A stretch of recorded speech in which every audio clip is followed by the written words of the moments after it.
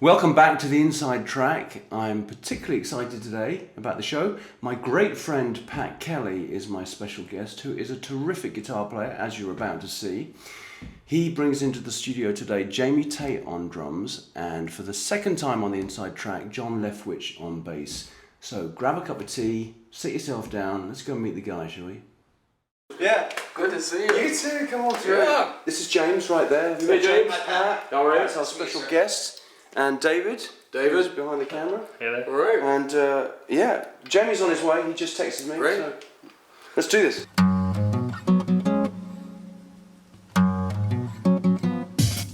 I brought a Fender Deluxe, 64 Deluxe, and a matchless. Do you want to use them both? Well, you said you wanted to use 2 amps. Well, Right, one to. you know what? Let's one do in the, that. You said one in the other room. Let's do that. I mean, so we Let's can do put it one- either way, right. whatever works. Put one there, Okay. for you, and you'll be in here. That's a real toss-up. Both those amps are great. So. Yeah. Well, no, we'll record them both, and we'll put the other one in the Oh, okay. in the other room. Yeah. We'll Great. record them both. Great. Okay. Well, I'll bring them in then, and we'll get set up. Jamie. A real 1964 Fender Deluxe that I had.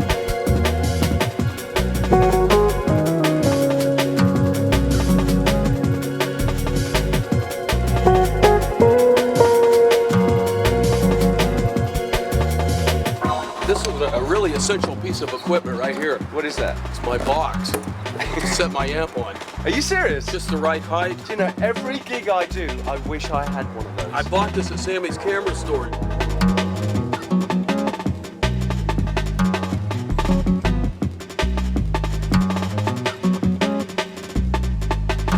Wait, that amp's smaller than I used to think it was. Do they This make is a only bigger? a 15 watt. Ah, okay. Yeah, I've got 2 Chieftains that are way heavier than this. Right.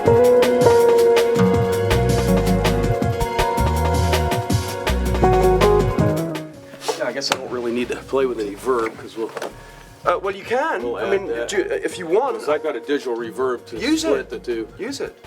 And I could put that, well, And then okay. that way you'll hear it. You didn't bring your refrigerator full of your.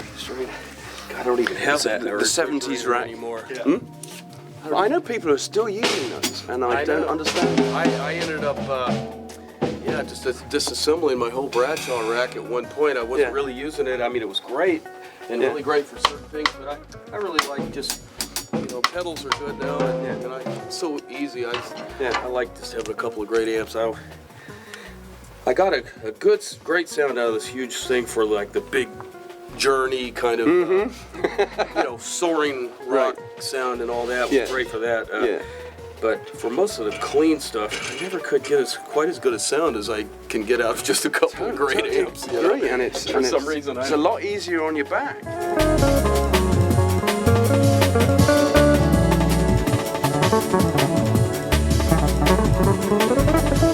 Hey Chris, how are you, sir? Long time no see. That's right. How are you, mate? Yeah, real good. How about you? Good, yeah.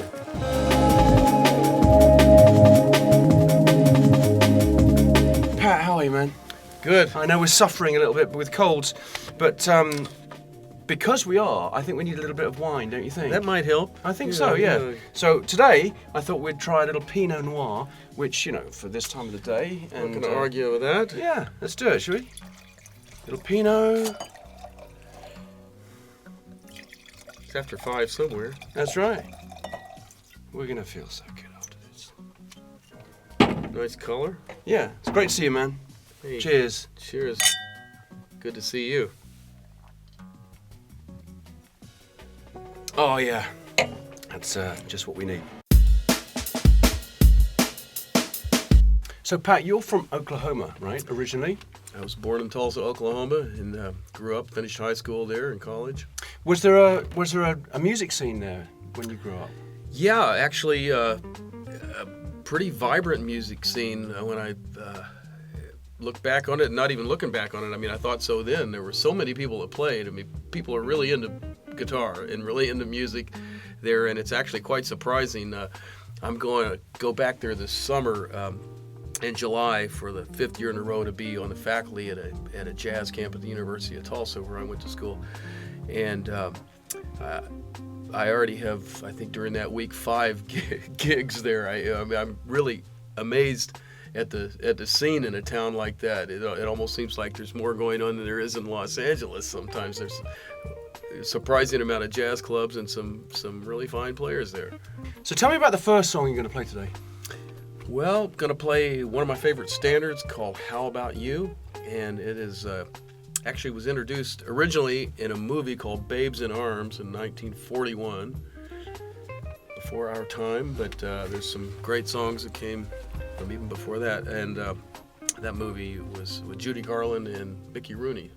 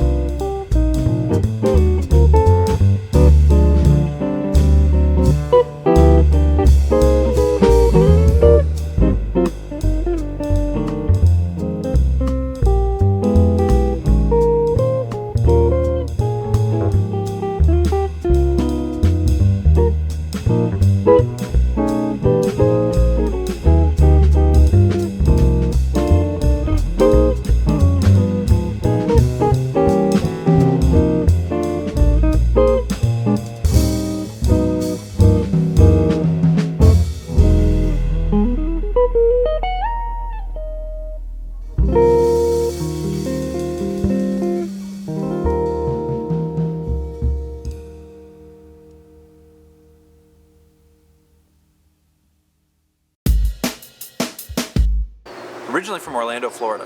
And when did you move to Los Angeles? I moved here in 2000, so I've been here 15 years. Why did you move to Los Angeles? Well, when I finished, I went to college in Florida, Rollins College, which is about that big, but great school, great music program. While I was there, I met Peter Erskine, and I started studying with him. And we worked together throughout most of my college career, and then when I got done with school, it was like, I gotta do something other than play small world for the rest of my life. No offense to the Disney musicians, because they're all wonderful musicians, but I wanted to move on and do something bigger. I just had something else in mind, and Peter encouraged me to do the LA thing, because there's the studio scene here, there's the straight ahead scene here, there's a lot of different stuff, writing and producing and all the different stuff that you can get into, and it's worked out great for me. Yeah. My touring career started right after grad school about 10 years ago, 11 years ago, with David Benoit. I've been doing his gig ever since. I toured with Mindy Abair for about 10 years. Currently subbing with Paul Anka. Played with you. When did you move to LA, and what was the main reason you did that? Well, I grew up being a serious musician. I mean, You always knew? Yeah, I always knew. I mean, I started playing ukulele when I was 4 and guitar when I was 5, so I don't even remember not playing the guitar. And I always figured I was going to move to LA or Nashville or New York or someplace just, for the music scene. And I'm a Westerner. I mean, I would have loved some of the stuff in New York probably, but I really like the lifestyle in the West, and I was also interested in doing studio work, and most of that seemed to be taking place. And this was the 70s, the mid-70s? I moved to here in the early 70s. Right. So you were really in the thick of a vibrant studio scene, weren't you? Very lucky to be here at that time. There was a lot of work, and there were a lot of different people working all the time, and it was quite a scene then. How long do you think it took you to get to ensconce yourself into the scene? Well, I got super lucky when I first moved here. I got an audition. I knew a drummer I'd met, and he told me Ronnie Laws was auditioning players. This is the first week that I was here, and I went to the audition, and he gave me the gig, and we went on the road. Wow. 3 or 4 weeks after that, I think a month after I moved here, we were playing at Carnegie Hall and some places. He was, playing some big rooms at that time, and that was a real good start, because anything like that where people go, oh, he's playing with Ronnie Laws, he must be funky or whatever. Yeah. And so that was a big help, and probably one of the best calls was from a saxophone player named Dave Boroff, and you know the band because I remember when you still lived I want to talk about that right now. Yeah. Oh, okay. Yeah, I remember you coming there when you still lived in England, and to hear the band, and I didn't really know you. Well, let me just say, Matt, that it's a little bit, it's sort of a memory lane trip for me, at least. But in 1980, as you know, I came out here as a kid. I was 20 years old, and I just wanted to I just wanted to hang out with the people that I was seeing on all the records, And I don't know how I did it, but I discovered this club called the Flying Jib. Yeah. In Encino. Mm-hmm. And you were there, I think, every Wednesday. I think it was 3 nights a week. Were you playing 3 nights a week? Well, we began by playing 1 night a week, then 2 nights. It was very successful. We ended up playing 3 nights a week before but let's talk about who's in this band. Oh, yeah, it was a This was you on guitar, it was Neil Stubenhouse on bass, it was Vinnie Caliuta on drums, Barnaby Finch on keyboards, and of course Dave Boroff on saxophone. Yeah. I mean, that was and Michael Fisher on percussion. And Michael Fisher on percussion, that's right. Yeah. I mean, who's a top LA session player. Yeah. So for me, as a 20-year-old kid, it was an amazing experience, because I was witnessing for the very first time live what I was hearing on those records back in England, So it was a really incredible time for me, but it must have been a great time for you as well. I mean, oh yeah, it was amazing. What a band! It was. Well, we were all pretty new guys in LA, really.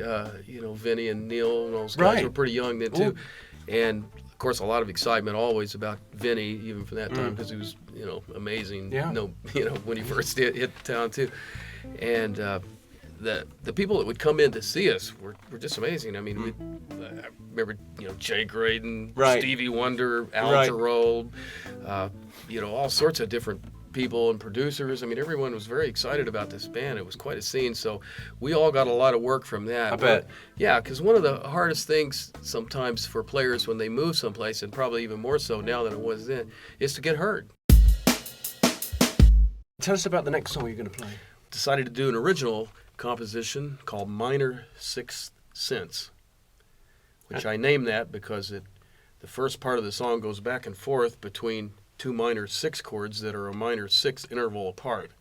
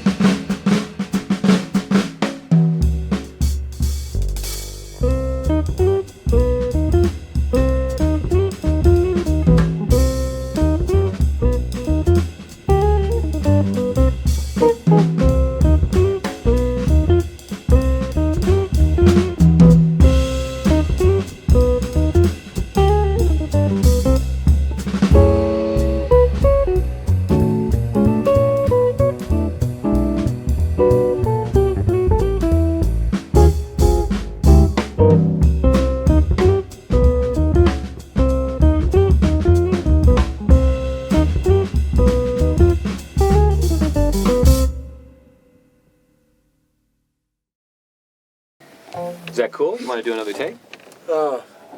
See how Can Chris. you go listen? Yeah, let's hear it once. John, welcome back. Nice to be back, Chris. You're an old pro now. Well, this is the gig. How long have you known Pat? Wow, since I was a teenager. So, he was playing in San Diego. He had a great band, Waterfall, and I used to go down and sit in. And I think we were both. He was probably late teens. Who are you playing with right now? Was Hubert Laws mostly, and Ronnie Laws, and I also played with this band Three Dog Night. How did you get the George Benson gig, and how long did you do it for? Well, I did it for about 5 years, and we went all over the world, and it was an amazing experience because George, of course, had kind of been one of my idols at one point, too. Still is one of mine. Still is, yeah. Yeah. And, I just got a call. I knew a lot of the guys. I worked for a couple of artists that were managed by the same management company, Randy Crawford and a couple other people that I'd done some touring with. And I'd done enough stuff here in town that a lot of people just kind of knew me. It's the kind of gig that they sort of needed somebody to sort of do a few things. And a lot of the work I've done has probably been for that reason, because they're looking for somebody that can play some jazz, but can also play R&B rhythm and some other styles. But you also sing, so that must have and I sang with him too in the background section. So I just got a call for it from the musical director, and Who was that? Who was that? David Garfield. Right, David was at that Yeah. time the musical director. And it was a great band, and I remember the very first gig was in Portugal. The very first gig, and I had not even met George yet at that time. Wow. I learned Mike O'Neill was leaving the band at that time. He's back with him now for many years after I decided to leave, and I went over the tunes with him and so forth, the vocal parts, and worked out all the stuff, and had put a lot of work into it before I went and showed up. I think met George probably at sound check for the first time. We got along great. It was great. I think he liked having me in the band, and I liked being there, and it was really cool. So it just I love the fact that he's so enthusiastic, isn't he, about music, and even never more so than now, really. Yeah, still plays all the time. I mean, a lot of people think maybe he doesn't play jazz anymore. Yeah, he plays guitar all the time. Sure great solo player too. Great chord melody kind of player. A lot of people haven't heard him do that so much, but but his technique. Well, his strength playing. To try to play a solo after him, sometimes he's just got such a thing. I mean, such great projection. I know, is the that's word. exactly when he's right. standing out on the front of the Exactly stage, right. he's really got that gift. You had a number of songs placed that you wrote, didn't you? Because of playing with Ronnie, I got to know the entire Laws family really well, and Hubert Laws did some touring with Hubert, which is also a really all-star band with Nathan East and Bobby Lyle. Which John now plays with, John Leftwich. Yeah, right, and he does play with him some now. You're right, and so I did some touring with Hubert as well, and we were rehearsing at. I was going to play because I'd played on some of Ronnie's records, so I was going to play on Hubert's record, and he needed a song, and I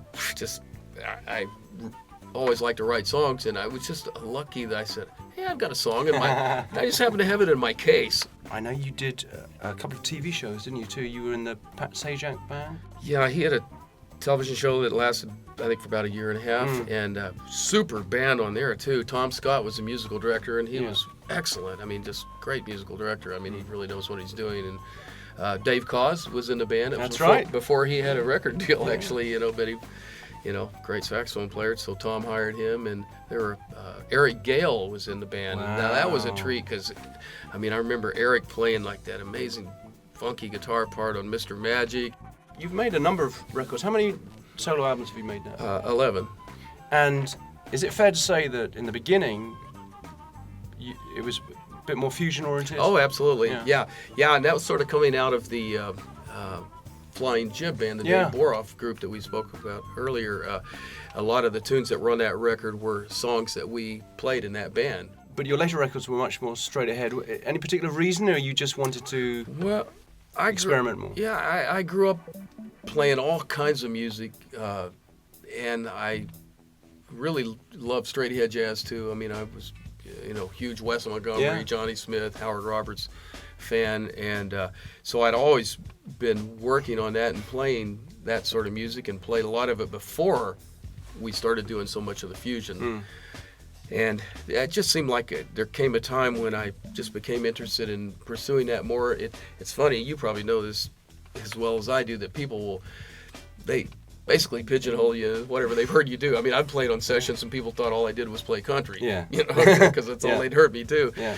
And so anyway, it took a while, I think, to convince people that I was actually a jazz player or Yeah. a straight ahead kind of jazz Yeah. player too. But I really love playing all kinds of music. Whatever, if it's Right. good, I'll most likely like it. I totally suffered from exactly the same thing for years and years and years, and it's really in the last couple of years that I finally went, you know what, I don't even care anymore.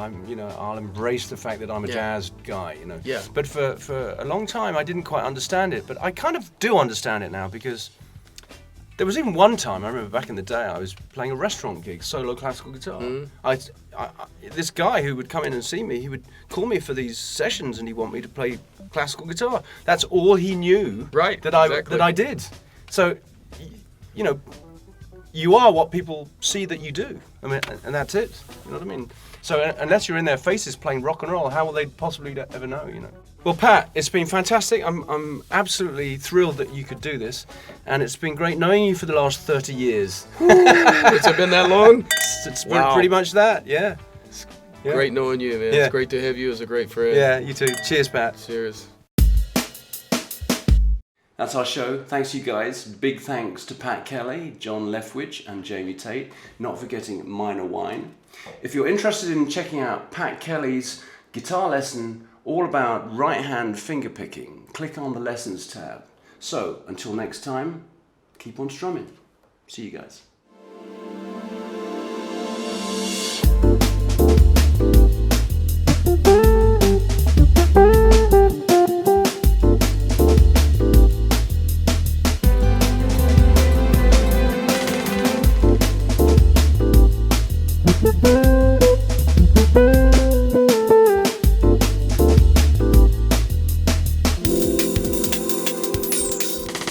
If you guys are happy, I'm thrilled. We ended together and started together, so I guess we're all right. Who cares what happens in the middle, eh?